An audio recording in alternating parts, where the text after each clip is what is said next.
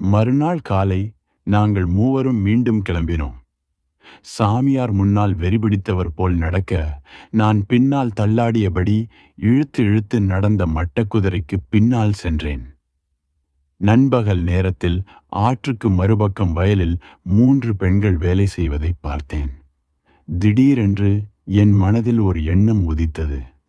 ஞானம் என்றால் என்னவென்று தெரியாமல் அதை அடைய முடியுமா? கருத்துக்களும் தகவல்களும் நிறைந்த அறிவு விழிப்புணர்வுக்கு தடையாக இருந்தால் ஒரு சாதாரண சம்ஸ்காரவாசிக்கு அது சாதகமாக இருக்க வேண்டும். யதார்த்தத்தை பல வழிகளில் கண்டறியலாம் என்பது ஒரு சராசரி சம்ஸ்காரவாசிக்கு தெரியாது. அவர் பல்வேறு கருத்துக்களால் அலைக்கழிக்கப்படுபவர் அல்ல.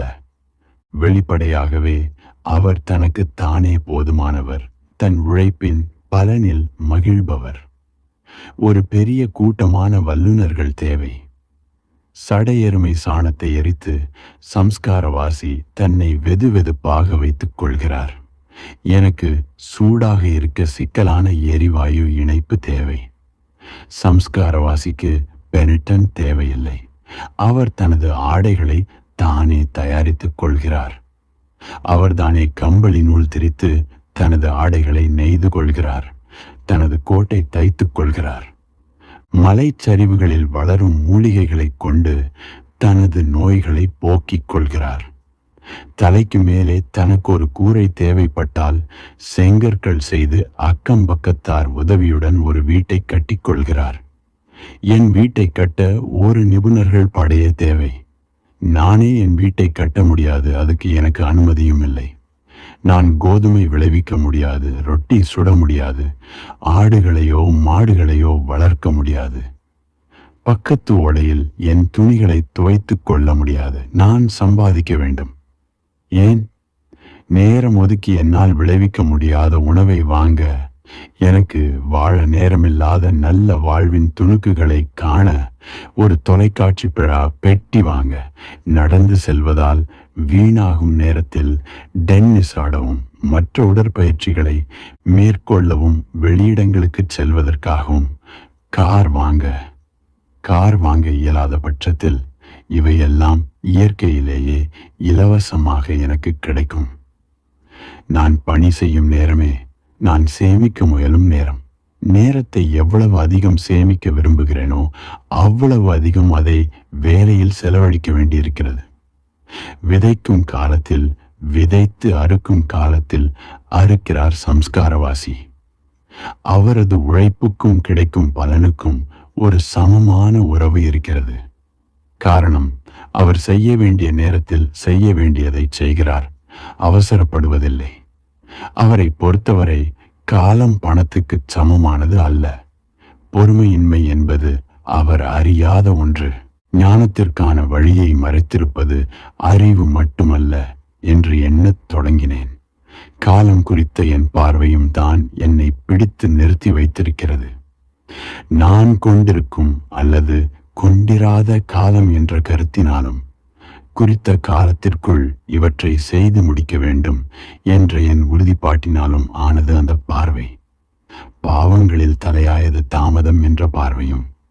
மாலை நெருங்கும் போது ஒரு கருங்கல் மலையின் அடிவாரத்தை அடைந்த போது இவை அனைத்தையும் யோகானந்தரிடம் சொன்னேன். அவர் சிரித்தார். உங்களை பற்றிய இன்னொரு கருத்தும் உண்டு. நீங்கள் செய்வதெல்லாம் பாவம், சிந்திப்பது மட்டும்தான். கொஞ்சமும் நடைமுறைக்கு ஒத்துவராத ஆள் நீங்கள். ஒத்துவரக்கூடியவராக இருந்தால் நீங்கள் செய்பவற்றில் என்ன தவறு என்பதை எப்போதோ உணர்ந்திருப்பீர்கள். நடைமுறையோடு ஒத்துப்போவது என்றால் என்ன என்றேன். உங்களால் ஒரு பீர் பீப்பாய் செய்ய முடிந்தால் நீங்கள் நடைமுறைக்கு ஒத்து வருபவர். ஒரு பழமரத்தை நட்டு வளர்க்க முடிந்தால், பார்லி விதைத்து அதன் மாவை சாம்பாவாக்க முடிந்தால், ஒரு மண் பானை வனைய முடிந்தால், அல்லது ஓர் ஓநாயை பிடிக்க முடிந்தால் நீங்கள் நடைமுறைக்கு ஒத்து வருபவர். நீங்கள் நினைப்பது போல் நான் அப்படியொன்றும் நடைமுறைக்கு ஒத்து வராத ஆளில்லை என்றேன். என் காரை என்னால் பழுது நீக்கிக் கொள்ள முடியும். ஓரளவு இழுப்பறை பெட்டிகள் செய்ய தெரியும். 2 அடுக்கடுக்கான உடைப்பேழைகள், ஒரு கட்டில், எழுது மேசை, சில படச்சட்டங்கள் செய்திருக்கிறேன். சில கதவு சன்னல்களையும் சீர் செய்திருக்கிறேன். இங்கே பாருங்கள். என் கால் சட்டையை அவரிடம் காட்டினேன். என்னை சுற்றி வந்து எல்லா கோணங்களிலும் என் கால் சட்டையை பார்த்தார். தொட்டு பார்த்தார். ஓரத் தையல்களை ஆராய்ந்தார். நம்பவே முடியவில்லை. ஒரு தையல்காரரோடு பயணித்துக் கொண்டிருக்கிறேன் என்பதை நான் அறியவே இல்லை. நான் தையல்காரன் இல்லை என்றேன். என் அப்பா ஒரு தையல்காரர். ஒரு சிறுவனாக அவர் வேலை செய்வதை கவனிப்பேன். தூக்கி எறியப்பட்ட துண்டு துணிகளில் என் சிறு பொம்மைகளுக்கு சட்டைகள் தைப்பேன். பின்னால் பல வருடங்கள் கழித்து தையல் இயந்திரம் ஒன்று எனக்கு சொந்தமான போது ஆசையை என்னால் கட்டுப்படுத்த முடியவில்லை. 2 முறை தவறி 3ஆவதில் ஓரளவு நல்ல கால் சட்டையை தைத்தேன். திறமை கூட கூட இன்னும் சில கால் சட்டைகள் தைத்தேன். போதுமான எண்ணிக்கையில் ஒரு மாதத்தில் என்னால் அணிய முடிவதற்கும் அதிகமாக தைத்தபின் இயந்திரத்தை தூக்கி தூர வைத்து விட்டேன். பிறகு அதை தொடவே இல்லை. இதை ஏன் முதலிலே என்னிடம் நீங்கள் சொல்லவில்லை எனக் கேட்டார் யோகானந்தர். என் கால் சட்டையின் நிலைமையை பார்க்கவில்லையா நீங்கள்? எனக்கு நீங்கள் ஒரு கால் சட்டை தைத்து தருவீர்கள். தையல் இயந்திரம் இல்லாமல் அது சாத்தியமே இல்லை என்றேன். நாம் கண்டுபிடிப்போம் என்றவர் என்னை பார்த்து கண்ணை சிமிட்டினார். ஒரு சவாலான பணி. கந்தை அணிந்த சிறுவர் கூட்டம் எங்களை சரிவில் இருந்த பெரிய வீடு ஒன்றுக்கு அழைத்துச் சென்றது. நட்பான வீட்டு சொந்தக்காரர் அன்றிரவு நாங்கள் அங்கு தங்க அனுமதித்தார். வாய்விரிய புன்னகைத்து அவர் பெரிய முற்றத்துக்கு அழைத்துச் சென்றார். அங்கே மண் தரையில் ஒரு பழைய காலத்து தையல் இயந்திரம் இருந்தது. எனக்கு மின் தையல் இயந்திரத்தில் தைத்துதான் பழக்கம். வீணாக துணியையும் இயந்திரத்தையும் பாழாக்குவானேன் என்ற என் சாக்கு போக்கை அவர்கள் உற்சாகத்துடன் புறந்தள்ளினர். தைக்க முடியுமா, முடியாதா? நேராக என் கண்களை பார்த்து கேட்டார் யோகானந்தர். நான் முடியும் என்று தலையாட்டிய போது, துணி வாங்க எனக்கு கொஞ்சம் பணம் கடன் தர முடியுமா? நான் ஐரோப்பா வரும்போது திருப்பி விடுவேன் என்றார். முகத்தை தீவிரமாக வைத்துக்கொண்டு அவர் சொன்ன போதும் அது நகைச்சுவைதான் என்று எனக்கு தெரியும். எனவே நீங்கள் என் விருந்தாளியாக இருங்கள் என்றேன். மறுநாள் காலை எங்கள் விருந்தோம்பல் செய்தவர் முற்றத்துக்கு 3 சுருண்ட துணிகளை கொண்டு வந்தார். காஷ்மீரத்து ஆட்டு ரோமத்திலிருந்து திரித்த நூலை கொண்டு கைகளால் நெய்யப்பட்ட முரட்டு துணி. முதல் சுருள் அடர் சிவப்பு, அடுத்தது மஞ்சள், 3ஆவது சாம்பல் பழுப்பு. சிவப்பு கால் சட்டையா? யோகானந்தர் சிரித்தார். அவர் சாம்பல் பழுப்பை தேர்ந்தெடுத்தார். துணி மிக நீளமாக இருந்தது. ஆனால் அகலம் வெறும் 25 சென்டிமீட்டர்கள் தான். இதைவிட அகலமான துணி ஏதும் இருக்கிறதா என விருந்தோம்பல் செய்தவரை கேட்டேன். கால் சட்டை தைப்பதற்கு இவ்வளவு அகலம் குறைந்த துணி சரிப்பட்டு வராது என்றேன். இங்கே இருப்பதெல்லாம் இந்த அளவுதான். தறியின் அகலமே அவ்வளவுதான். எப்படியாவது நீங்கள் தைப்பீர்கள். எந்த தையல்காரனாலும் அது முடியும். விருந்தோம்பல் செய்தவர் கொடுத்த நூலை கொண்டு உள்ளும் புறமும் யோகானந்தரின் கால் சட்டையின் நீளத்தை அளந்து கொண்டேன். கொஞ்சம் கணக்கு போட்டு பார்த்து ஒரு நீளமான துண்டு துணியை வெட்டி எடுத்தேன். அதற்கு அவர் 200 ரூபாய் கேட்டார். நியாயமான விலைதான். துணியை ஏறக்குறைய ஒரே அளவுள்ள 8 நீள துண்டுகளாய் வெட்டி எடுத்து நீள வாக்கில் அவற்றை ஒன்றோடு ஒன்று சேர்த்து தைத்தேன். பிறகு மேலும் கீழும் அகல வாக்கில் சேர்த்து தைத்தேன். ஒரு சாண வரட்டியை உள்ளே வைத்து இந்த அகலமான துணியை மடித்து உருவாகவிருக்கும் கால் சட்டையின் வடிவத்தை தோராயமாக அதன் மீது குறித்தேன். இதுவரை எந்த பிரச்சனையும் இல்லை என்ற நிம்மதி. ஆனால் அது நீண்ட நேரம் நீடிக்கவில்லை. கத்தரிக்கோல்கள் மழுங்கி இருந்ததால் வெட்டும் போது ஓரங்கள் பிசிரடித்தன. முனை மழுங்கிய ஊசியினால் ஓரங்களை மடித்து நேராக தைக்க முடியவில்லை. தையல் இயந்திரம் தன் இஷ்டத்துக்கு இயங்கியது. எவ்வளவு மிதித்தாலும் அசையாமல் அப்படியே நின்றது. இல்லாவிட்டால் தடுமாறும் என் கைகளிலிருந்து தப்ப முயல்வது போல திடீரென்று வேகமாக சுழன்றது. எனவே தையல் சீராக அமையவில்லை. ஒன்று இடைவெளி விட்டு விழுந்தது, அல்லது மிகவும் நெருக்கி கிடந்தது. பருத்தி நூல் அருந்து கொண்டே இருந்தது. மழுங்கிய ஊசி 2 முறை உடைய பார்த்தது. யோகானந்தரிடமிருந்தும் தையல் இயந்திரத்தின் சொந்தக்காரரிடமிருந்தும் வெளிப்பட்ட கேலி சொற்கள் என் நம்பிக்கையை இன்னும் சற்று குலைத்தன. ஊருக்கு வந்திருக்கும் தையல்காரர் குறித்த செய்தி எங்கும் பரவிவிட்டது. அரை மணி நேரத்துக்குள் ஏறத்தாழ மொத்த கிராமமுமே வீட்டு வாசலில் வந்து குழுமிவிட்டது. நன்றாக வேடிக்கை பார்க்கும் வண்ணம் சில இளைஞர்கள் வீட்டு கூரையில் ஏறிக்கொண்டார்கள். எரிக்கும் வெயிலில் எனக்கு வியர்த்து கொட்ட ஆரம்பித்தது.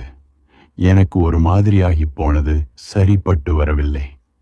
படுமுட்டாள்தனமான குளறுபடிகளை செய்ய ஆரம்பித்தேன். ஒன்றுக்கொன்று சம்பந்தமில்லாத துணிகளை சேர்த்து தைக்கத் தொடங்கினேன். சேர்ந்திருக்க வேண்டிய துண்டுகளை வெட்டினேன். 2 முறை வலது காலோடு இடதை சேர்த்தும் அதே போல வலதை இடதோடும் தைத்து விட்டேன். பிறகு கால் சட்டை பைகள் சிறிதாக இருப்பதை உணர்ந்து புதிதாக வெட்டி தைத்தேன். என் குழப்படிகள் கூடிக்கொண்டே போயின. தடுமாறினேன். கடும் வெப்பம் வேறு. சீக்கிரமே அந்த கால் சட்டையை பற்களால் கடித்து கிழித்து துணித்துண்டுகளை சிரித்து கொண்டிருக்கும் பார்வையாளர்களின் வாயில் திணிக்கப் போகிறேன் என்று தோன்றியது. இந்த கையாலாகாத தனத்துக்கான காரணம் தோல்வியை ஒப்புக்கொள்ளாத எனது முரட்டு பிடிவாதம்தான்.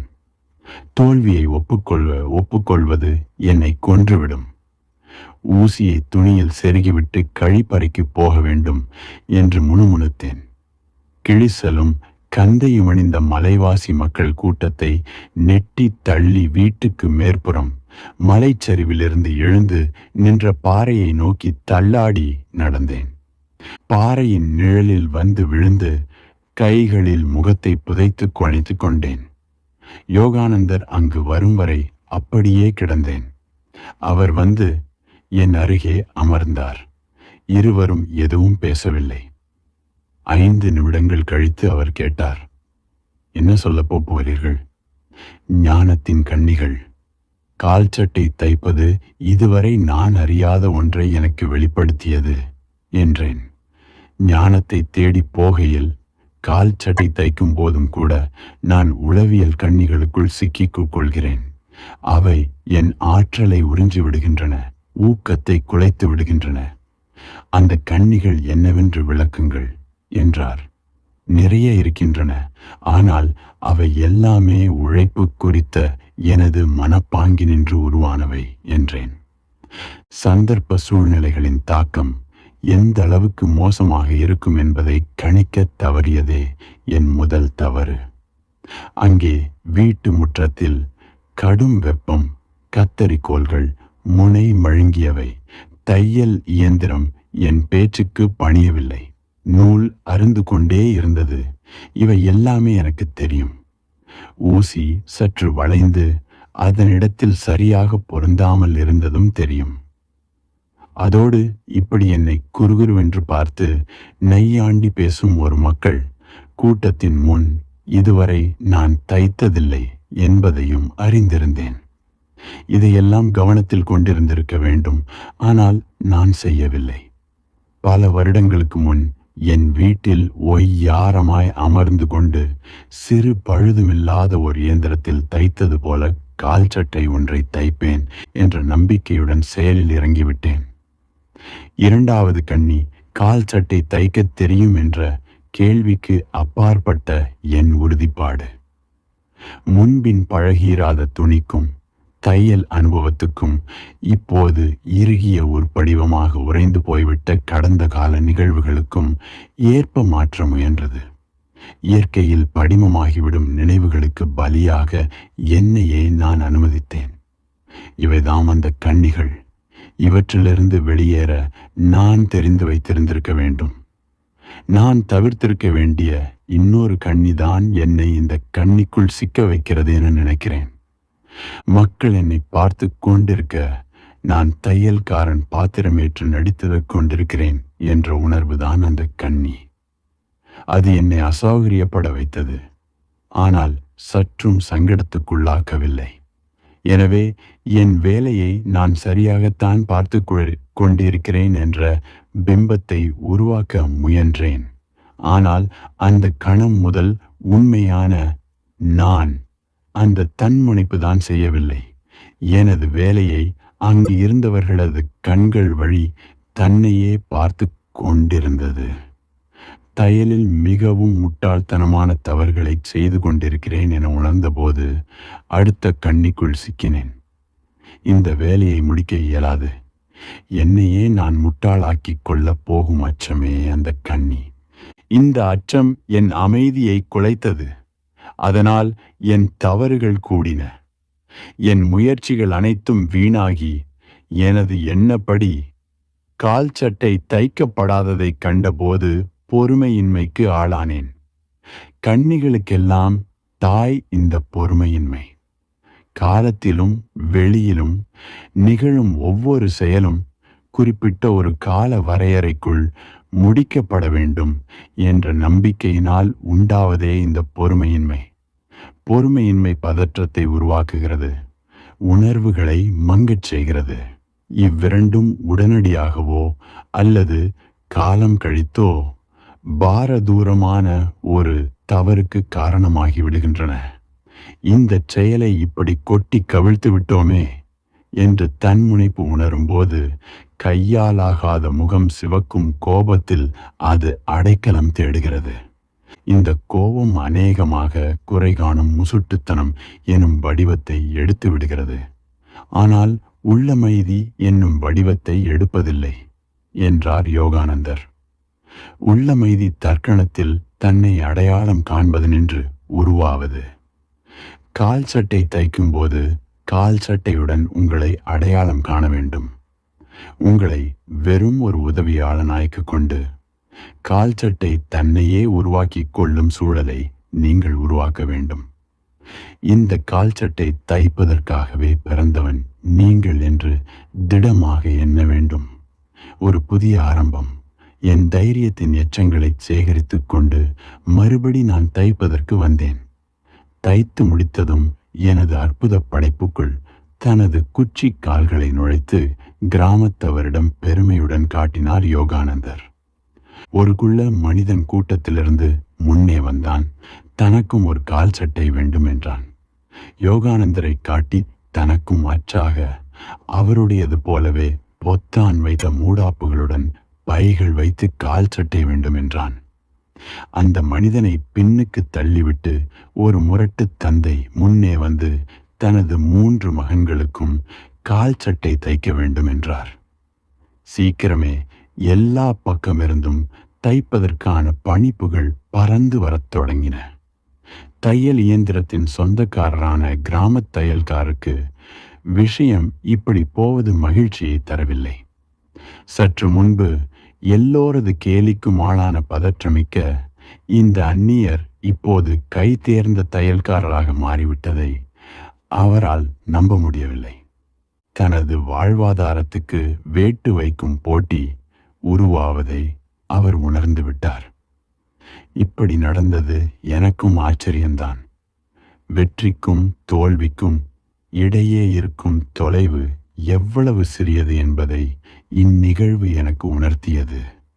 ஒன்றை நீங்கள் செய்யும் போது இன்னொன்று நிகழ்கிறது. நீங்கள் உள்ளமைதியை உருவாக்கிக் கொள்கிறீர்கள். அதோடு ஓம் மணி பத்மே ஹூம், தாமரையில் வீற்றிருக்கும் ஆபரணமே வாழ்க. இந்த குக்கிராமத்தில் தங்கி ஒரு தையல்காரனாக என்னால் பிழைப்பை ஓட்டிவிட முடியும் என்பது புரிந்தது. சன்னல் கதவுகள் இல்லாத ஒரு செவ்வக வீட்டில் நான் வசிப்பேன். ஒரு சடை எருமையை நான் வளர்ப்பேன். அதன் சாணத்தில் வரட்டி செய்து நெருப்பு உண்டாக்குவேன். முடிந்தால் பால் தரும் ஓர் ஆட்டையும் வளர்ப்பேன். நான் திருமணம் செய்து கொள்ளலாம். நான் அவளை என் வீட்டுக்கு அழைத்துச் செல்வேன். அங்கு அவள் எனக்கு சாம்பார் சமைப்பாள். மூக்கொழுகும் குட்டி திபெத்தியர்களை ஈன்று தருவாள். நான் அங்கேயே நிரந்தரமாக தங்கிவிடுவேன். கன்றிச் சிவந்த தோளுடைய அவ்வூராரிடமிருந்து யாராலும் என்னை பிரித்தறிய முடியாத வகையில் உள்ளூர்காரனாகி விடுவேன். உள்ளூர் வாசிகளோடு சேர்ந்து நான் பீர் தயாரித்து அருந்துவேன். கால் சட்டைகள், பாவாடைகள், ஏன் குளிர்ச்சட்டைகள் கூட தைப்பேன். என் மூச்சினடியில் சந்தோஷமாக ஓம் மணி பத்மே ஹூம் என்று ஜெபிப்பேன். இந்த காட்சி என்னுள் விரிந்தபோது என்னை ஏதோ உரசிச் சென்றது. இறகு போன்று மென்மையாக தடவி வேகமாக கடந்து சென்றது. கனப்பொழுதுதான் கேட்காமலே வந்தது. ஞானம் அடைதலின் சாத்தியம் என் நெஞ்சை தொட்டது. ஐரோப்பா திரும்பினால் எனக்கு கிடைக்கவிருக்கும் வாழ்வை அந்த கணம் துறக்க முடிந்திருந்தால் எனக்கு அதில் நிம்மதியோ வருத்தமோ இல்லை. தயக்கமின்றி யதார்த்தத்துள் நுழையத் தரும் முற்றிலும் வேறுபட்ட ஒரு வாழ்க்கை குறித்த பார்வையை எந்த பதற்றமுமின்றி என்னால் மாற்றியமைக்க முடிந்திருந்தால் நான் ஏதாவது செய்திருப்பேன். ஏதாவது நடந்திருக்கும். ஆனால் ஞானமடைதல் இவ்வளவு எளிமையானதா, இவ்வளவு சுலபத்தில் கிட்டக்கூடியதா என்ற ஐயம் உண்டானது. தன் பிடியிலிருந்து நழுவிய பிரதேசத்தை திரும்ப கைப்பற்ற முயலும் என் தன்முனைப்பின் அதிரடி ஆயுதம் இந்த ஐயப்பாடுதான். அது மீண்டும் அதிகாரத்தை கைப்பற்றி எனது அந்த கணநேர அனுபவத்தை மாற்றியமைத்தது. எளிய கிராமத்து தையற்காரன் வாழ்க்கை எனக்கானதல்ல. இந்த எண்ணமே ஒரு மடத்தனமான யோசனையன்றி வேறில்லை என்றாக்கியது. பார்வையில் ஒரு வேறுபாடு. யோகானந்தரின் கண்களில் ஏமாற்றம். அது சட்டென நிகழ்ந்துவிடும் என்று அவர் எதிர்பார்த்திருந்தார். நானும் எப்போதும் இல்லாத வகையில் அதற்கு மிக நெருக்கத்தில் வந்திருந்தேன். எனக்கும் ஏமாற்றம்தான். இனி மீண்டும் வாய்க்காத ஒரு நல்ல சந்தர்ப்பத்தை வீணடித்து விட்டேன் என்பதால் அல்ல, நிகழச் சாத்தியமுள்ளதாக முதல் முறை என்னை அது அடைந்த போது அதில் விசேஷமாக எதுவுமே இல்லையே என்பதால்தான். எதுவும் ஆர்வமூட்டுவதாக இல்லை. ஆனால் விசித்திரமான வகையில் ஏற்கனவே அறிமுகமான ஒன்றாக, மனம் குலைய வைக்கும் வகையில் நெருக்கமான ஒன்றாக அது இருந்தது. யோகானந்தரும் நானும் கிளம்பிய போது அந்த கிராம தையல்காரருக்கு மட்டும்தான் நான் அங்கிருந்து போவதில் சந்தோஷம். மற்ற அனைவருக்கும் ஏமாற்றம். சிலர் எங்களை வசை கூறவும் செய்தனர். பிறகு வேறு வழியில்லை என்று உணர்ந்தவர்களாய் எனக்கு பரிசுப் பொருட்கள் கூட கொண்டு வந்தனர். ஒரு மண் கலயத்தில் சடை எருமை, வெண்ணெய், அலங்கரிக்கப்பட்ட ஓர் இடுப்புவார், செம்பாலான ஒரு தண்ணீர் போத்தல் நிறைய பார்லி மது. மலையடிவாரம் கடந்து ஆற்றையொட்டிய பாதையை அடையும் வரை இளைஞர்களும் இளம் பெண்களும் கூட்டமாய் எங்களுக்கு துணையாய் வந்தனர். அப்போது அழகான அந்த இளம் பெண்களில் ஒருத்தி விளையாட்டாய் என் கையில் இருந்த அணிகள் பதித்த இடுப்புவாரை பிடுங்கி ரோசினாந்தேவின் கழுத்தை சுற்றி கட்டினாள். பிறகு நாங்கள் போய் வருகிறோம் என்றோம். யோகானந்தரும் நானும் லூனாக் நோக்கி எங்கள் பயணத்தை தொடர்ந்தோம். பாறை போன்ற தனிமையின் மையத்துள் அந்த கிராமம் அப்படியே பின்னால் தங்கிவிட்டது. சாம்பல் பழுப்பு மலையின் இடுப்பில் ஒரு திராட்சை கொத்து போலத்து தெரிந்த கிராமத்தின் வெள்ளையடிக்கப்பட்ட வீடுகள் பின்னாக்கி சென்று கொண்டே இருந்தன. கடைசியில் சாம்பல் பின்னணியில் ஓர் அழுக்குக்கரை போன்று தோன்றி பார்வையிலிருந்து கிராமம் அகன்றது. நாங்கள் பேசிக்கொள்ளவில்லை. கிராமத்தில் நடந்தது என்னவென்று, நடக்காது என்னவென்றும் நாங்கள் புரிந்து கொண்டிருந்தோம். என்னுள் ஏதோ நெகிழ்ந்து கொடுத்தது. சலிப்பின் இடத்தில் அமைதியின்மை வந்து அமர்ந்தது. அது மீண்டும் என்னை அமைதியை தேடச் சொல்லி உந்தியது. எனது மன அமைப்பின் சிக்கல்களை பிரித்தறியாமல் என் கவனம் முழுவதையும் யோகானந்தரிடம் வைத்தேன். நான் நினைத்தேன், இதோ ஞானமடைந்த மனிதன், நீ பின்பற்ற வேண்டிய மாதிரி. அவரை பயன்படுத்தி அவரை போன்ற ஒருவராக நீ மாறலாம். அவர் சிறிதும் என்னைப் போல இல்லை. நிரந்தர தியான நிலையில் வாழ்பவர், பிரயாசை எதுவுமின்றி, நாட்டம் ஏதுமின்றி, யதார்த்தத்தின் பெருக்கை இயல்பாக அதன் போக்கில் உணர்பவர். அவரது உடல் அசைவுகளில் பதற்றமில்லை. எதுவும் தனது அறிதலுக்கு அப்பாற்பட்டதல்ல என்ற குறிப்பு அவர் சொற்களில் இருப்பதில்லை. அவரது செயல்கள் மனப்பதற்றத்தால் பாதிக்கப்படாதவை. சரியாக தான் விரும்பும் இடத்தில் துல்லியமாக தனது இலக்கில் இருப்பவர் அவர் என்பதை எப்போதும் நான் உணர்ந்தேன். தினசரி நிகழ்வுகளில் என் கண்ணுக்கு தெரியாத ஏதோ ஒன்றை கண்டுபிடிப்பவராக அவர் இருக்கிறார். அவருக்கு சாதாரணம் என்று எதுவுமே இல்லை. மாறாக அதன் எல்லா அற்ப விஷயங்களோடும் அன்றாட வாழ்வே அவரது யோக நிலையின் ஆதாரமாக இருக்கின்றது. என்னை கோபத்துக்கும் மனக்கசப்புக்கும் ஆளாக்கும் பிரச்சனைகள் அவருக்கு ஊக்கமூட்டும் விஷயங்கள். ஒருபோதும் அவர் எதையும் மறுக்கவோ புறந்தள்ளவோ முயன்றதில்லை. ஒவ்வொரு சந்தர்ப்பத்திலும் ஒவ்வொரு தருணத்திலும் கிடைப்பதை பயன்படுத்தி கொண்டார்.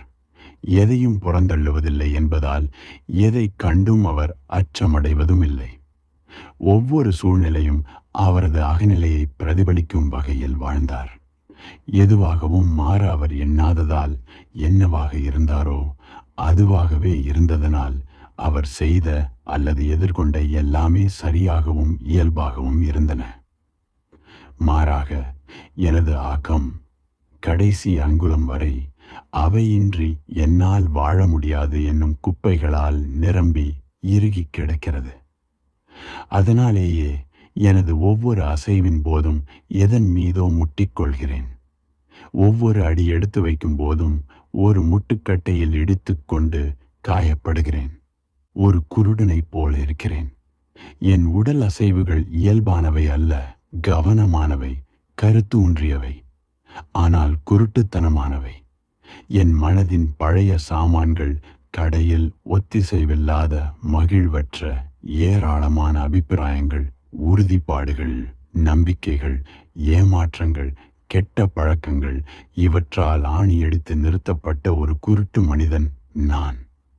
எப்போதோ கைவிட்டிருக்கக்கூடிய ஒரு கடந்த காலத்தின் புதை படிமங்கள் சூழ நின்று கொண்டிருக்கிறேன். இந்த கதை உங்களுக்கு பிடித்திருக்கும் என்று நம்புகிறேன். இது உங்களுக்கு ஆடியோ புக்காக படிப்பதற்கு ஏற்றதாக இருக்கிறதா? மேலும் ஏதேனும் மாற்றம் வேண்டுமா?